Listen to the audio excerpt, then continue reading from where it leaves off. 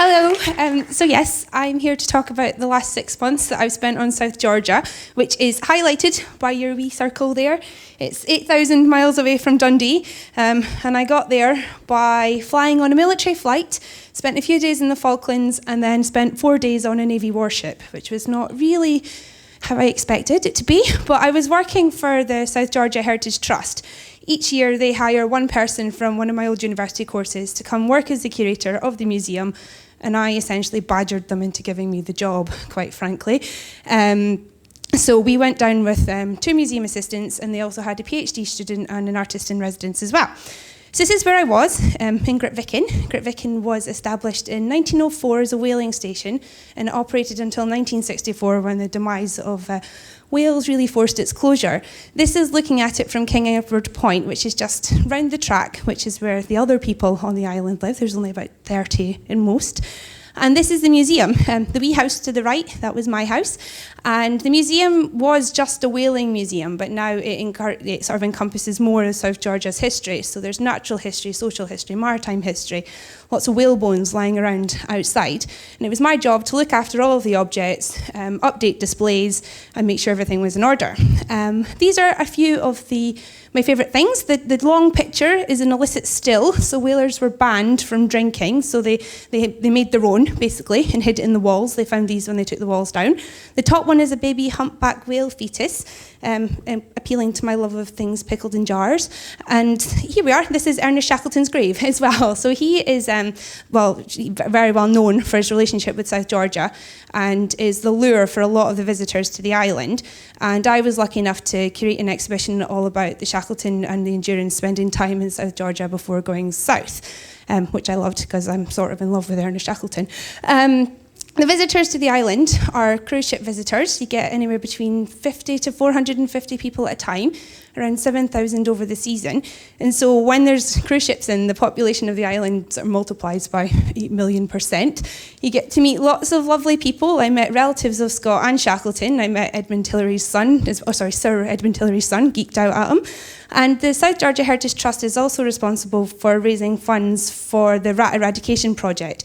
So rats over the years have been accidentally introduced and decimated the bird population, and so they're undertaking the largest rat project ever, and to try to increase the numbers of birds like this, the pipit. So these are actually some other people on the island. The British Antarctic Survey have a base there. They have 2 scientists. The other 7 staff are all support staff. And there's 2 government officers and their spouses, and then some builders as well. So at most, there are about 30 people. You also get some visiting scientists as well. So quite interesting mix.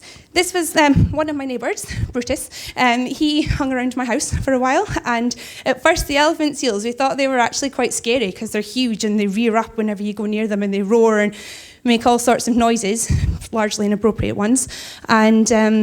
But they're actually big giants. They're just really cute and lovely. And if anything, the seals to worry about are the fur seals, because they chase you. They're actually quite fast. And they tend to frequent the pathway to get to the bar.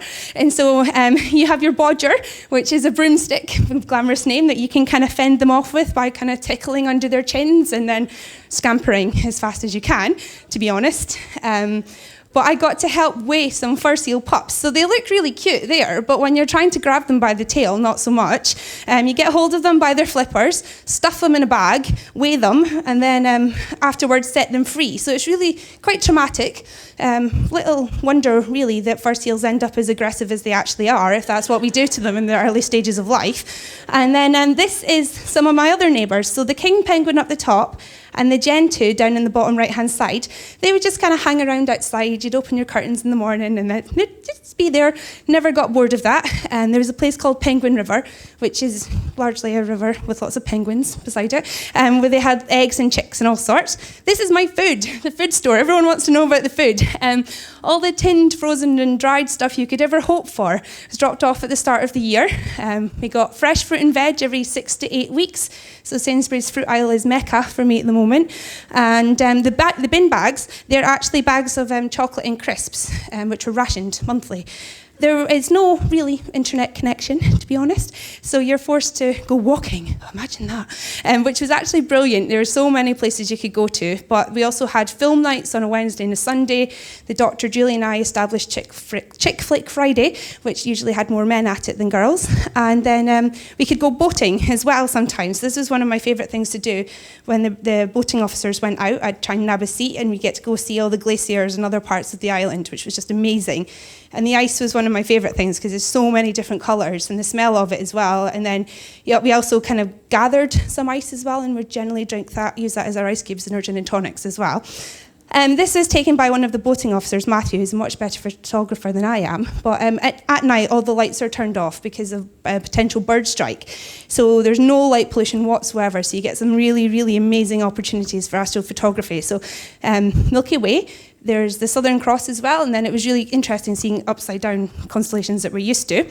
I was lucky to go on holiday as well to a different peninsula, exotic traveller, and this was my 5-star accommodation, the hut at the bottom, and then the nice tent that was nearly blown away in ridiculously strong wind one night, and then that's me probably wanting to die at that point because I'd just been up a horrific hill, but it was worth it because I got to see the 4th penguin on the island, which is the Macaroni Penguin, so there's thousands of them, which was really cool because around our house, it was just sort of like maybe 30, 40, which I say really, like it's nothing, but it's really awesome. But going to the colony, there's so many of them, so it was great to see them in that scale.